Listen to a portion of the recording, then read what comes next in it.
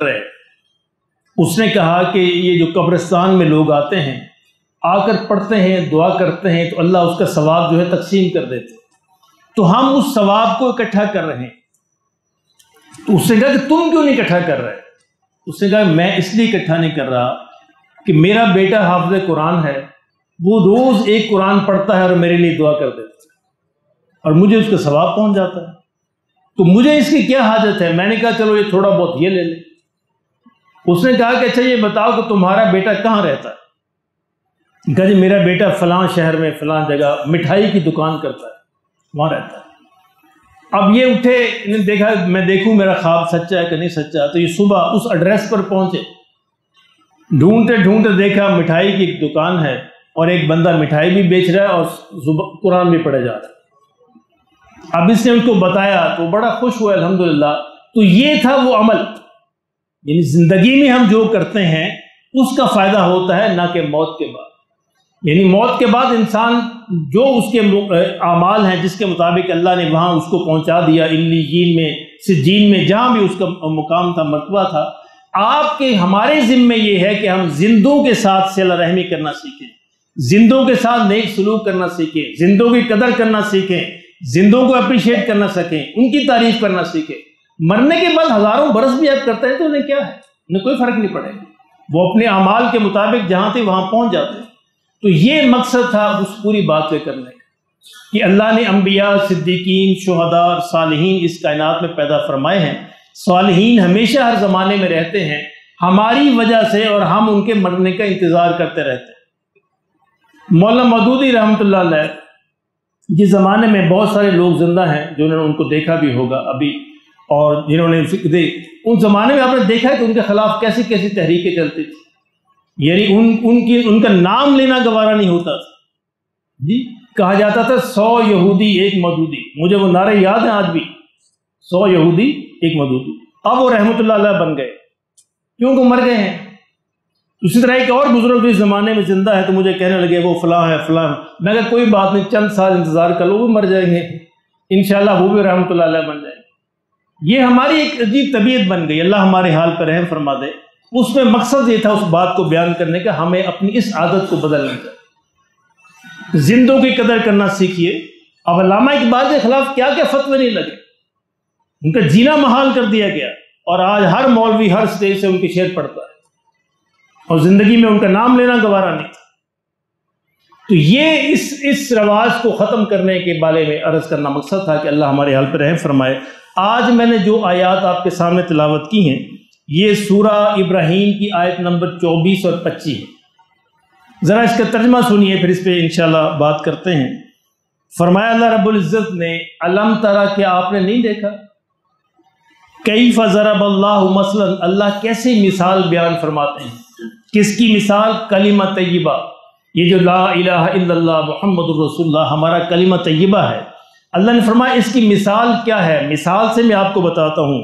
کا شجرۃ طیبہ، اس کلمہ طیبہ کی مثال ایک پاکیزہ درخت کی مانند، ایک پاکیزہ درخت.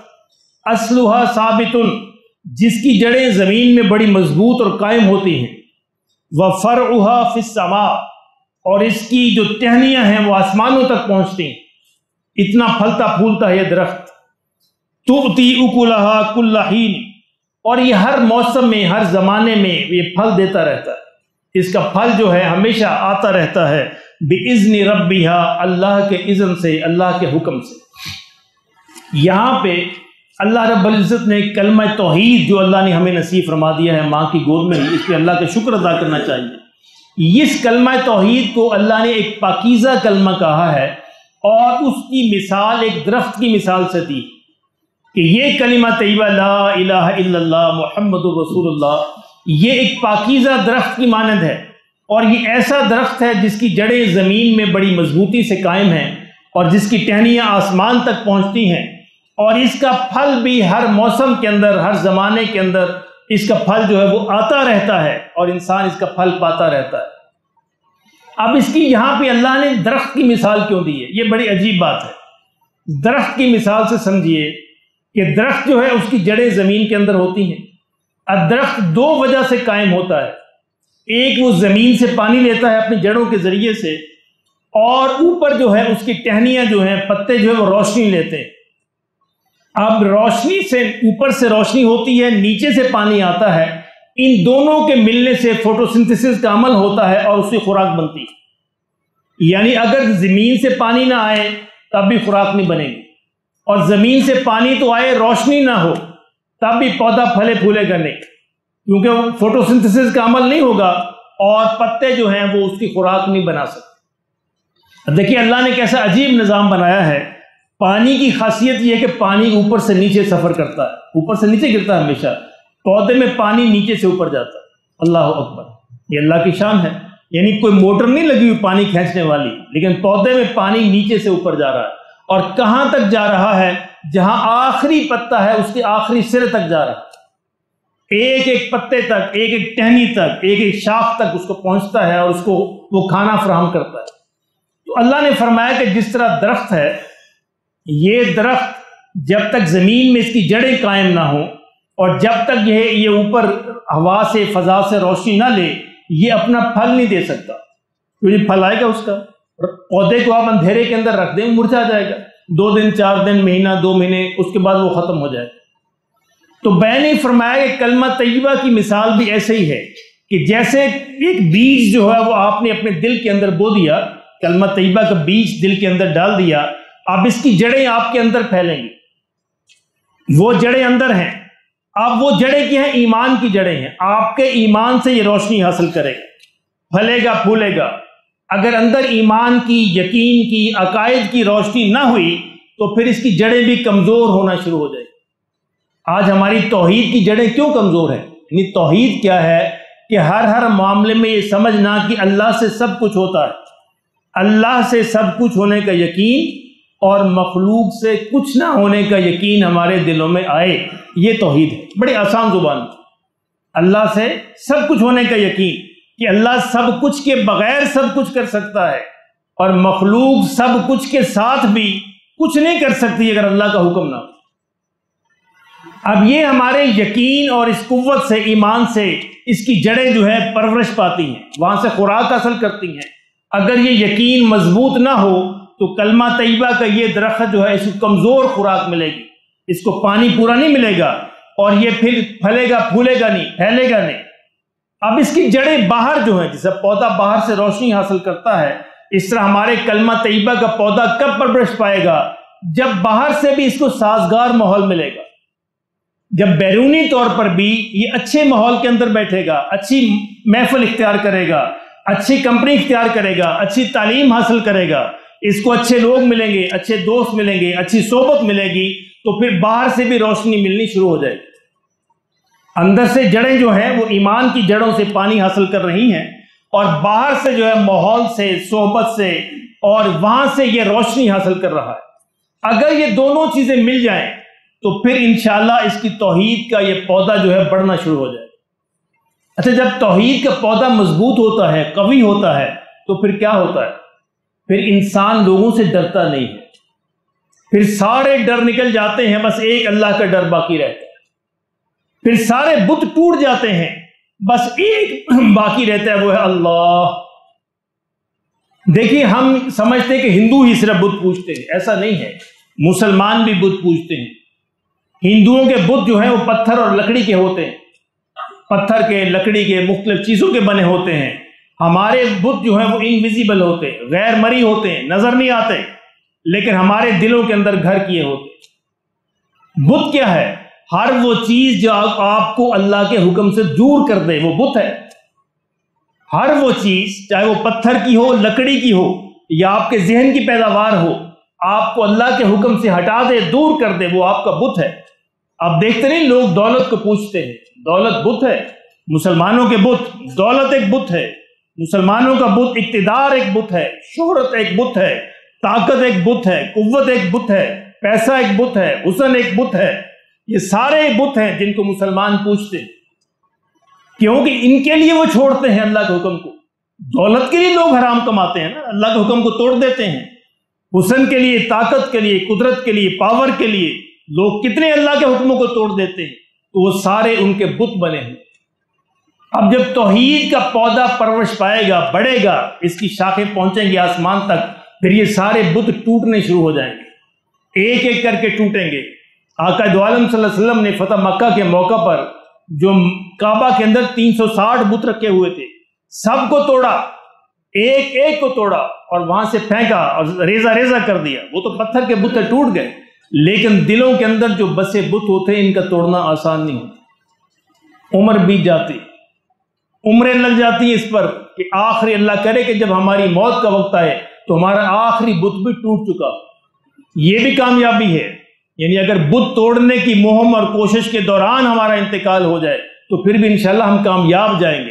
لیکن اگر ہم نے اس کی کوشش کی ہی نہیں، ہم دولت کو پوچھتے رہے، اقتدار کو، قوت کو، طاقت کو سجدہ کرتے رہے اور ہم حسن کو پوچھتے رہے، تو پھر یہ بت ساتھ لے کے ہم جائیں گے اللہ کا۔ اور اللہ کا یہ فرمان ہے کہ جو شرک ساتھ لے کے جائے گا اس کو میں کبھی بخشش نہیں کروں گا۔ ان اللہ لا یغفر ان یشرک بہ ویغفر ما دون ذلک، اس کے علاوہ جو بھی ہوگا میں چاہوں گا اس کو بخش دوں گا، لیکن اگر شرک کا پودا، شرک کا ایک بیج بھی، شرک کا ایک ذرہ بھی ساتھ لے کے آگے، اس کو معاف نہیں کرو۔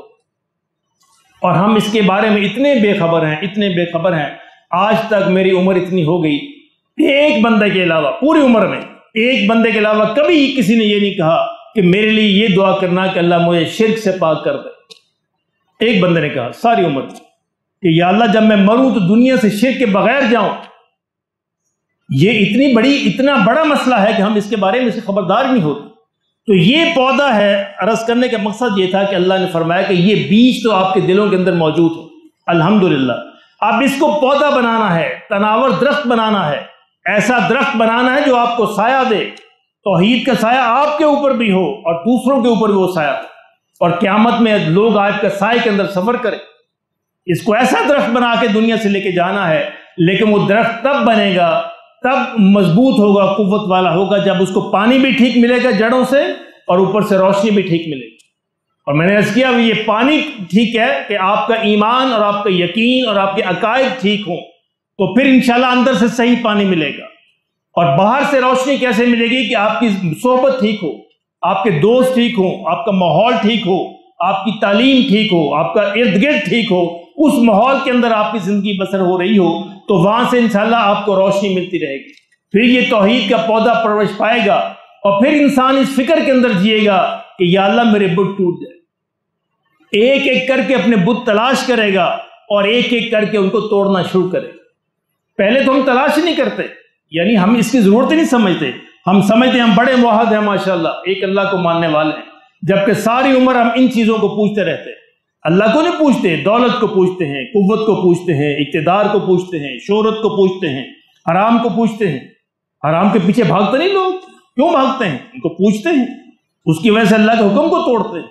تو یہ اگر ہمارے دلوں کے اندر اس کی خبر ہو جائے اور ہمیں یہ احساس پیدا ہو جائے تو پھر انشاءاللہ ایک بندہ ایک ایک کر کے ان کو توڑنا شروع کر دے گا، اور جب توڑتے توڑتے آخری بت پر پہنچے گا تو پھر انشاءاللہ اللہ اس کی لاج رکھے گا، پھر اس کو لے کے جائے گا۔ توحید تو یہ ہے کہ خدا حشر میں یہ کہہ دے، توحید تو یہ ہے خدا حشر میں یہ کہہ دے یہ بندہ دو عالم سے خفا میرے لیے۔